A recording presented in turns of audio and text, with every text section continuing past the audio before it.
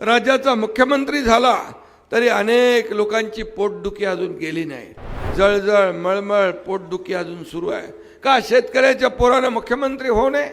अरे गरीब माणूस मुख्यमंत्री होतो तेव्हा गरीबाची दुःख जाणतो, वेदना जाणतो. मी सांगितलंय, हात दाखवा आणि गाडी थांबवा तशी थांबली पाहिजे, नाही तर काळा बंद गाडी काच बंद करून गाडी पुढे जाता कामा नये.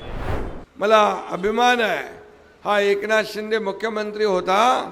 मुख्यमंत्री सहाय्यता निधीतून 450 कोटी रुपये 80,000 रुग्णांना देणारा हा तुमचा लाडका भाऊ आहे. याचा अभिमान आहे.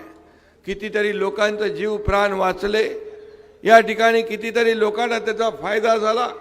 माझ्या अगोदरच्या महाविकास आघाडीमध्ये 2.5 वर्षात 3 कोटी रुपयाचं वाटप झालं, पण माझ्या काळात 450 कोटी रुपये वाटले. हजारो लोकांचे प्राण वाचले. आणि म्हणून मी आपल्याला एवढंच सांगतो की ही निवडणूक जी आहे, ही निवडणूक परिवर्तनाची निवडणूक आहे. ही निवडणूक तुमच्या या देवळाली प्रवराच्या विकासाचा फैसला करणारी उद्याची निवडणूक आहे.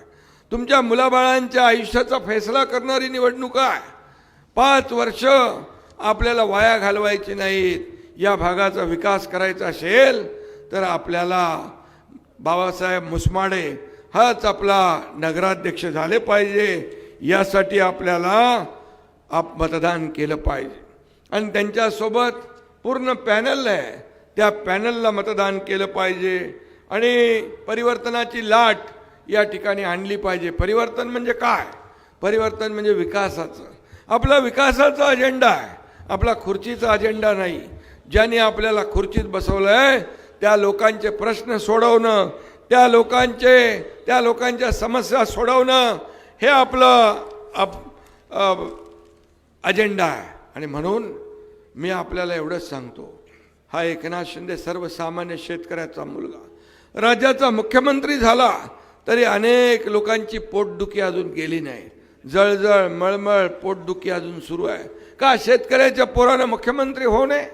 अरे गरीब माणूस मुख्यमंत्री होतो तेव्हा गरीबाची दुःख जाणतो, वेदना जाणतो, शेतकऱ्याच्या वेदना जाणतो. म्हणून हे पण तुम्ही पण शेतकरी आहे ना.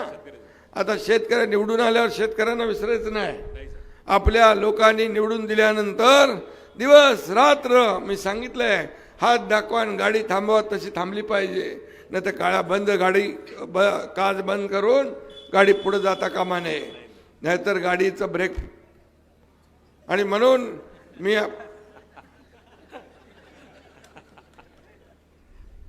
सर्वसामान्य लोक आपण आहोत आणि आपलं केंद्रबिंदू सर्वसामान्य माणूस आहे. सर्वसामान्य माणसाच्या मनामध्ये ज्या पद्धतीने आपुलकीची भावना मला आठवत आहे. मी मागच्या नगर परिषद नगरपंचायतीच्या निवडणुकीत महाराष्ट्रात फिरलो. माझ्या लाडक्या बहिणी 10-10 वाजेपर्यंत थांबायच्या. एकदा सांगली विटा नगर परिषदेमध्ये गेलो, 9:45 वाजता मी रात्री पोचलो. मला वाटलं सगळे कोणी नसतील, पण अगदी शेवटच्या टोकापर्यंत लाडक्या बहिणी थंडीमध्ये बसल्या होत्या, लाडक्या भावाची वाट पाहत. याचा मला अभिमान आहे, याचा मला आनंद आहे. आणि म्हणून मी मगाशी म्हणालो की जी काय ओळख मला मिळालेली आहे ही सगळ्यात मोठी ओळख आहे. आणि म्हणून मला प्रॉपर्टी किती आहे, संपत्ती किती आहे, यापेक्षा माणसं किती कमवली आणि माणसांचं प्रेम किती कमवलं हे आपल्याला पाहायचं आहे, हे आपल्याला कमवायचं आहे. आणि म्हणून मी आपल्याला मुद्दाम विनंती करायला आलोय की काही लोक मला विचारतात, अरे तुम्ही झोपता कधी? मी सांगतो, आम्ही झोपा काढणारे नाही, विरोधकांच्या झोपा उडवणारे लोक आहोत आणि दिवसभर रात्र काम करणारे लोक आहोत.